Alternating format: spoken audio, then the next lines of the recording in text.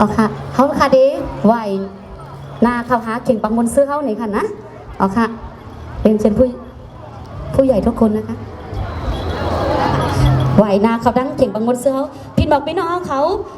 โตแลบกัดเย็นในขนมเขาค่ะดีห้องปั๊มสังเสริญพระบารมีซ้ำกันอ๋อค่ะให้ห้องซ้ำกันกูก็ค่ะนะให้อยู่โตแลบกัดเย็นกันกูก็เขาค่ะดีห้องเพลงสังเสริญพระบารมีซ้ำกันนี่ค่ะ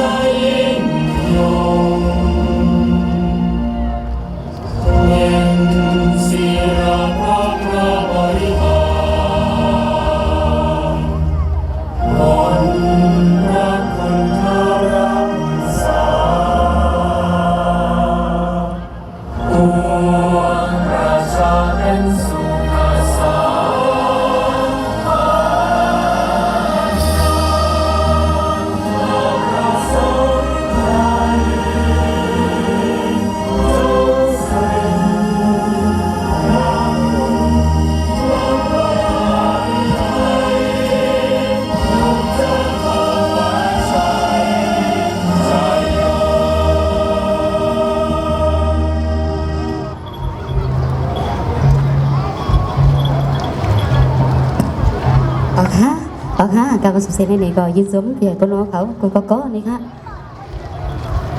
กำไมเขาพาเดเป็นเก่าเปิดงานในขนมเปิดปังไปเอาเนพินบอกผู้ใหญ่ก้นลงเขาค่ะ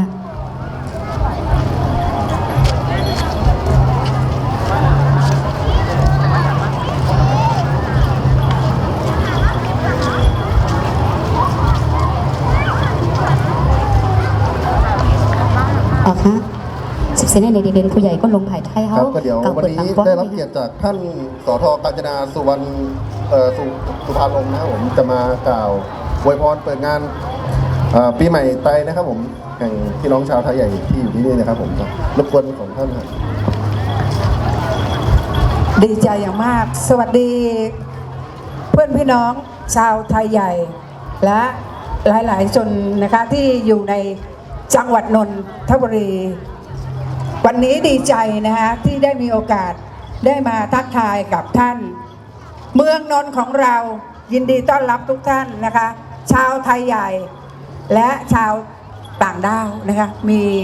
มีไทยใหญ่มีพม่ามีมอญนะคะมีหลายชนชาติวันนี้ขอแสดงความยินดีกับท่านในวันปีใหม่ของชาวไทยใหญ่นะคะขอเสียงที่ว่าอยู่จังหวัดนนทบุรีและมีความสบายยกมือหน่อยค่ะสบายไหมคะโอ้โหสบายไหมคะสบายถือว่าจังหวัดนนทบุรียินดีต้อนรับนะคะในการเข้ามาทำมาหากินนะคะและอยู่ร่วมกันเพราะว่าแรงงานของคนไทยก็ต้องใช้แรงงานของต่างด้าวในการทำงานเหมือนกันวันนี้ยินดีค่ะขอให้ทุกท่านจงมีความสุขภาพแข็งแรงรวยพูดคำว่ารวยภาษาไทยได้ไหมรวยทุกท่านสุขภาพแข็งแรงสวัสดีค่ะขอเสียงปรบมือหน่อยครับผมขอบคุณท่านสจ.กาญจนาสุภาลมด้วยนะครับขอบคุณมากครับเดี๋ยวต่อไปก็จะเป็นการมอบยังใช่ไหม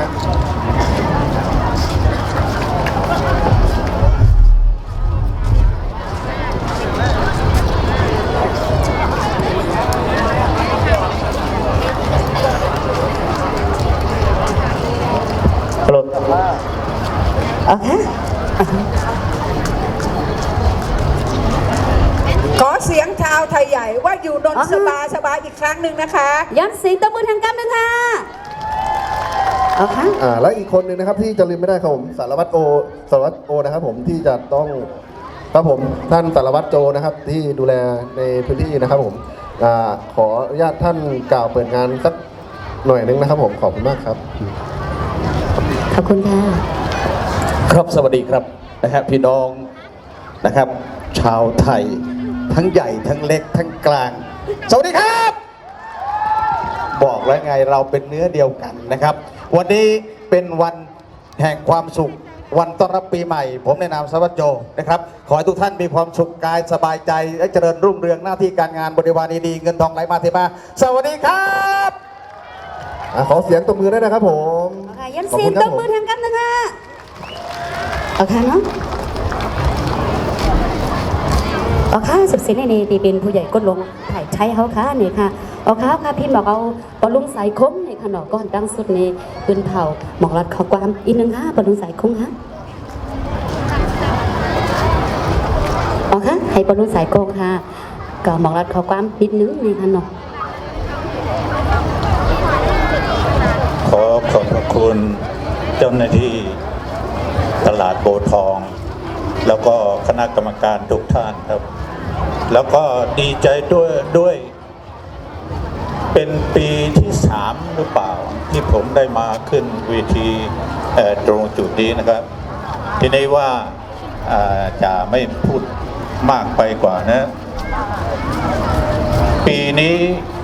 ปีใหม่ของพี่น้องไทยหรือไทยใหญ่ อย่างที่ท่านบอกว่าเมื่อกี้ไทยใหญ่ไทยน้อยไทยกลางไทยอะไรก็แล้วแต่เป็นไทยร่วมกัน พอดีว่าวันนี้เป็นวันต้อนรับปีใหม่ไทยหรือไทยใหญ่ ถ้าถึงมาวันที่13ที่จะถึงนี้ถึงจะเป็นปีใหม่ไทยของเราจะถือเอาขึ้น1 ค่ำเดือนอ้ายทุกๆปี แต่จะไม่ตรงกับวันที่เท่านั้นเท่านี้ ถือเอาเดือนอ้ายขึ้น1 ค่ำจะเป็นปีใหม่ไทยจากนี้ไปตอนนี้ก็ยังอยู่ในศักราช2118 ถ้าหลังจากวันที่13แล้วจะย่างเข้าไปปีใหม่2119ตรงนั้นตรงจุดนั้นนะถึงว่าจะเป็นปีใหม่ของพี่น้องคนไทยทั้งหลายเลยทีนี้ว่า ส่วนที่ผมมาในวันนี้ได้แต่งชุดเศร้าหมอง งานวันนี้เป็นงานปีใหม่งานมงคลก็จริงอยู่ แต่ว่าสำหรับพี่น้องชาวไทยทุกคนทุกแห่งในละฉานเป็นนั้นว่าเดือดร้อนใจกันทุกคนทุกแห่งทั้งที่ว่าสงครามนั้นเราไม่ได้เป็นคนก่อสร้างขึ้นมาชนชาติอื่นเขาสร้างขึ้นมาก็เลยทำให้พี่น้องชาวไทยเราทุกคนเสียชีวิตก็มีหนีจากบ้านเรือนครอบครัวพี่น้องกระเจิดกระเทืองไปทุกคนทุกอย่างที่เพื่องสุดท้ายก็ต้องเป็นประเทศไทยอยู่ดีแต่ยังมาไม่ถึงนะฮะกำลังมากันทีนี้ว่าขอวิงวอนหรือขอความอนุเคราะห์จากผู้หลักผู้ใหญ่ของประเทศไทยเราต้อนรับพี่น้องชาวไทยใหญ่ก็แล้วกันนะครับอีกอย่างหนึ่งที่ผมแต่งชุดนี้มาหมายถึงว่าอาลัยอาวรณ์แก่ผู้เสียชีวิตผู้ที่หนีจากบ้านเรือนแล้วก็ที่อยู่ของพี่น้องชาวไทยเราทุกท่านทุกคนจะไม่พูดมากกว่านี้ในโซเชียลมีเดียเรื่องอะไรต่างๆนานาต่างประเทศเขาก็สนใจแล้วก็ออกข่าวกันทุกวี่ทุกวันไม่เว้นแต่ละวันแต่ละนาทีทีนี้ว่าผมขอพูดภาษา ยใหญ่ขออนุเคราะห์จากท่านประธานที่เปิดงานเมื่อกี้นะครับเมื่อสงข้าพี่น้องไตค่ะเดี๋ยวขามาวันเมื่อไหร่ตีแต่มันนะปุ่นด่าเฮาขาโหมจบทับตอนปีใหม่เฮาขาก็ยังกว่าในปีไหนเฮาขาเดี๋ยวเลยเยี่ยมกันเสียเลยด้วยถึงกว่าปันพี่น้องเฮาขาตั้งนองตั้งหลังอันน้ำตาตกบกตาย่อยอยู่เท่านั้นเขาก็เปรียวเสื้อเจอเสียลายต้าในก็ยังเป็น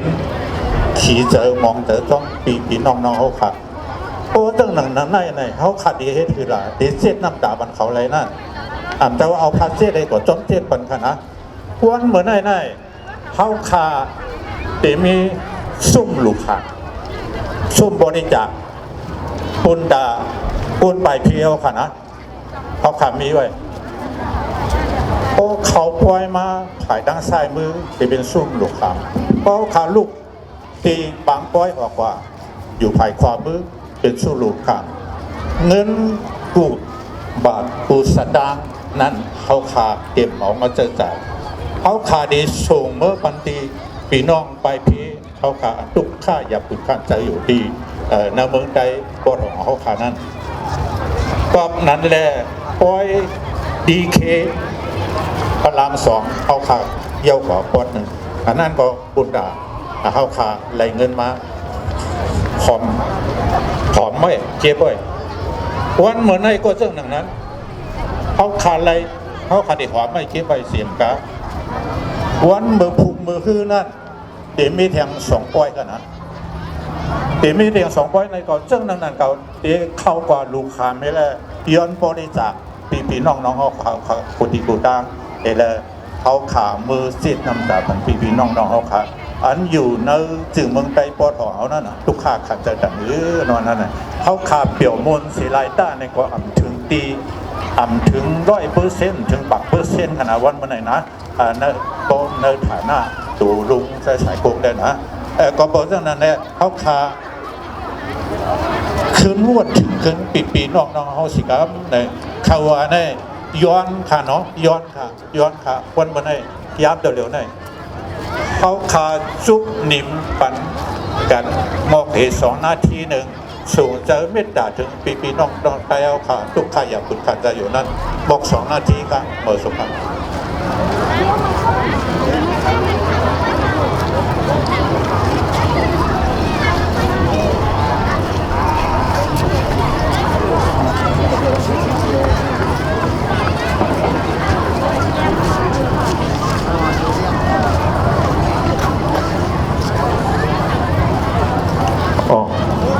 สมควรกันเนาะเอาส่งเมตตากระแสจิตกว่าปะตั้งปีน้องโคติโกตั้งนั่นแหละเขาเลยภาพเอากระแสจิตเดี๋ยวเขาส่งมันเขาเลยเขาเลยมีดังซื้อเสือจอมพองในอย่าไปว่าเขาเปี่ยวเอามูลทั้งก้อยเอาหลายๆนะมีถึงหนึ่งเลยมาสูงกันปุ๊บก็มาสูงค่ะอ๋อค่ะยังเสียงตะมือบรรบลงสายของเราแข่งกำหนึ่งค่ะอ๋อค่ะเพราะยาวในนี้เขาดีเป็นเขาย้ำเปิดปังปอยเขาในค่ะเนาะย้อนให้น้องๆค่ะอันยิบลูกโป่งนั้นขึ้นมาดังนาเลยค่ะเนาะ2 ก้อนนั่นค่ะขึ้นมาบันดังนาขึ้นมาสุกมันดังนาเลยค่ะเอาค่ะเดี๋ยวขอเรียนเชิญท่านสารวัตรโจนะครับผมตัดพิธีริบบิ้นนะครับผมขอบคุณมากครับ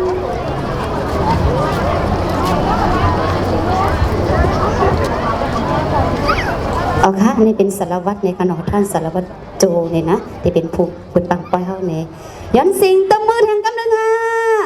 เอาค่ะทำขึ้นในนี้ก็ครับค่ะก็เป็นอันเปิดปังปอยปีใหม่แล้วค่ะผมสมเปิดครับตอนปีใหม่ได้นี่เป็นอันยาวโดนดีงามนี่น้องๆเขามาเอาที่อยู่ด้านหลังในนี่ค่ะเนาะอ๋ออันจุดผู้เขานั้นทำไปแล้วจุดนี่ค่ะเนาะปอยได้เปิดยาวนี่ค่ะปอยอ๋อค่ะอันนี้ก็เป็นเขาค่ะมาผมสมเปิดครับตอนปีใหม่แล้วค่ะอันเดียถึงเนื้อปีหน้าใน1 เฮง 18นี่ค่ะนะ1 เฮง 18นี่อันเดียถึงนี่ค่ะเนาะคำขึ้นในเป็นเขาย้ำในเดเป็นเลื่อน12 ลอง 12 คำนี่ค่ะเอาคำเอามือดีวันงามเหมือนเสีย ตอนกันนะปุ่มตุ้มไปตอนปีใหม่ก่อนซ้ำกันนี่ค่ะเนาะสำหรับปีนะวันที่12เดือน12ในนี้เขาค่ะดีมากครับส่งเสริมปีใหม่ได้ซ้ำกันเลยค่ะยันเสียงตะมือแทนกำนึงค่ะเอาค่ะไปเสี่ยงเลยค่ะไปเสี่ยงเลยค่ะนะไปเสี่ยงก้อยเปิดอำไล่เลยค่ะสุกสักงวดเราค่ะนะอำเสี่ยงก้อยหมอเปิดเลยค่ะเนาะซื้อยาอันป้อมค่ะโยนั้นอ๋อมันสุกสักแค่ไหนคะเนี่ยนะซื้อยาอันป้อมเมื่อไงในนี้ท่านสจค่ะนะ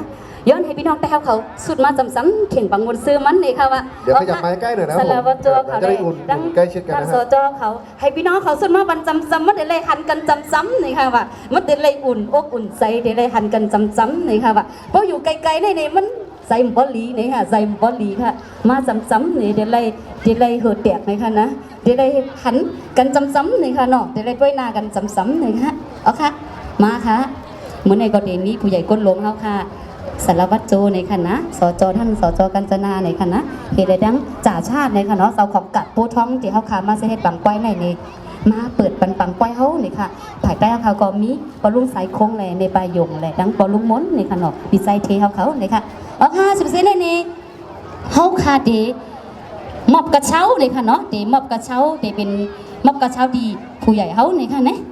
เอาค่ะสาวๆค่ะดีมีกระเช้านั้นพินหมอกตั้งในนี่ค่ะ ให้ท่านหน่อยนะครับผมท่าน เอาค่ะ มาเลยครับ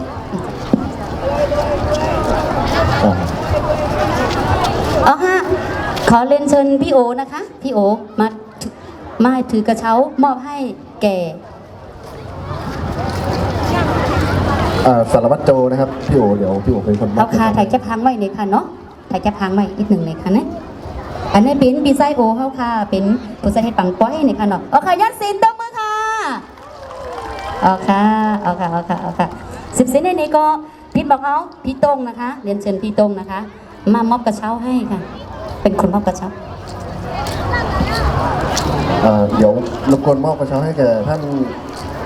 นกัญจนาเลยครับผมตอนนี้นะครับ อ๋อค่ะย้อนสิงตบมือแทนกันหนึ่งค่ะอ๋อค่ะ10 เซนนี่ก็เล่นเชิญพี่กรณ์นะคะพี่กรณ์ค่ะพี่กรณ์มามอบกระเช้าให้จ่าชาตินะคะ รบกวนนะครับผมเดี๋ยวพี่กรณ์มอบกระเช้าให้จ่าชาติด้วยนะครับด้านหน้าเลย ย้อนสิงตบมือแทนค่ะอ๋อค่ะอันนี้เป็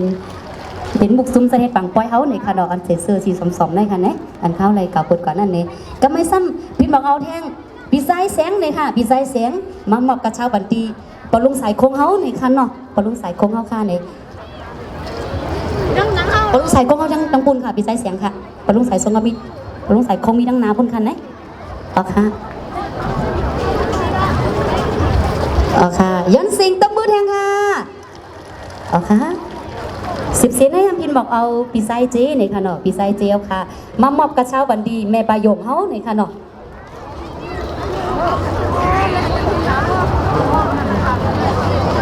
เอาค่ะย้อนสิงตบมือแทงกันหนึ่งค่ะเอาค่ะไปสุดเซ็งในค่ะเนาะพินบอกเอาปีไซโอเขาเทียงค่ะปีไซโอมาเทียงค่ะมอบกระเช้าบันปอลุงไซมนนี่ค่ะปอลุงไซมนค่ะนะปอลุงไซมนค่ะก้นสัตว์ปังป้อยเขานั่นปีไซใจก็อำไปขึ้นมาในคันเนาะก็เปิดสุกสักการไว้ในคันนี้เอาค่ะย้อนสิงตบมือแทงค่ะเอาค่ะ10 เซนได้นี่พินบอกเอาพี่กรณ์อีกรอบหนึ่งนะคะพี่กรณ์ค่ะพี่กรณ์มามอบกระเช้าบันดีปีไซเทนี่ค่ะปีไซเทก็ป้องกันซอยซื่อสัตว์ในคันนะปีไซเทในทางด้านโน้นนะคะพี่เอาค่ะย้อนสิงตบมือแทงกันหนึ่งค่ะอ๋อค่ะนี้ผู้ใหญ่ก้นหลวงเขาก็คากอมังเสื้อก็ได้ไปมาถึงในคันนี้อันนี้เขาคาก็พินบอกเอาผู้ใหญ่ก้นหลวงเขาคาก่อนนั่งเอาตีอยู่ตั้งนาเข่งปังบนซื้อในคันเนาะเขาคาได้มีเขาคาได้มีดังการนกกาโตแหล่ดังการสาวๆเขาในคันนี้ เดี๋ยวตอนนี้ก็จบพิธีการเปิดงานแล้วนะครับเดี๋ยวขอเรียนเชิญท่านสทนะครับแล้วก็จ่าชาติแล้วก็สารวัตรโจรรบกวนดานนั่งชมการแสดงด้านหน้า พินบอกเอาผู้ใหญ่ก้นหลวงเขากันนั่งเอาตีอยู่ดังนาในนี่ครับคาเด เดี๋ยวตบมือนะครับผม ย้อนเสียงตะเมื่อปันผู้ใหญ่ก้นหลวงเขาคากูก็เลยดังผู้สะเทศปังปอยเขากูก็เลยดังสาวๆเขาคาในคันเนาะตัวสาวๆคาหังลีคาครับในเสียงลังๆฮะ ขนาดแทง ทำไรกินข้าวห้า เลยกินข้าวห้าแบบว่าเสียงหลังในค่ะนะเอาค่ะในเพราะว่าใบสีผู้ใหญ่เอาก้นลงเอาค่ะเอาดีอยู่ตั้งหนักของปังบนเสื้อเขาเย้าในตัวแทนกำหนึ่งนี่เขาค่ะได้มีตั้งการโตเลยตั้งการนกในทางแฮนตัวไว้กำเหลียวในค่ะเนาะอันเขาค่ะได้มากการนกการโตนี่ผู้ใหญ่ก้นลงเขานั่นทางแฮนตัวไว้ทั้งแผงทั้งมันเลยค่ะตั้งกาอ่อนยิงอ่อนเขาก็ได้มีแทงหมอก3ซุ้มในค่ะเนาะได้มากการในบันคำขึ้นในในค่ะเนาะโซกาเขาค่ะไปเปิดปังบนเสื้อนั่นในค่ะเนาะผู้ห้องป้าเขาค่ะคำขึ้นในมีไผ่ห้องค่ะมีไผ่ห้องค่ะใส่เสื้อทหารดอกมากค่ะอ๋อค่ะแต่มีใส่ลำบุญก็มีแทงเลยค่ะนะนางนองงนก็มีเลยค่ะใส่เลือนใส่ใส่ก่อนค้ำใส่หนุ่มคือเลยค่ะเนาะบีไซเมืองหานก็มีนี่ค่ะเนาะนำหนาค่ะครับว่าลืมเอาค่ะเลยผู้ห้องปั๊มเนี่ยมันนำไปทางไหนครับว่าลืมเอาค่ะเอาค่ะผู้ห้องปั๊มเขาค่ะเด็กตึกสึกเข้าตั้งมาอยู่ไปถึงกำเดียวนี่ค่ะนะกล้วยกะเขาขามาหางยันไว้นั่น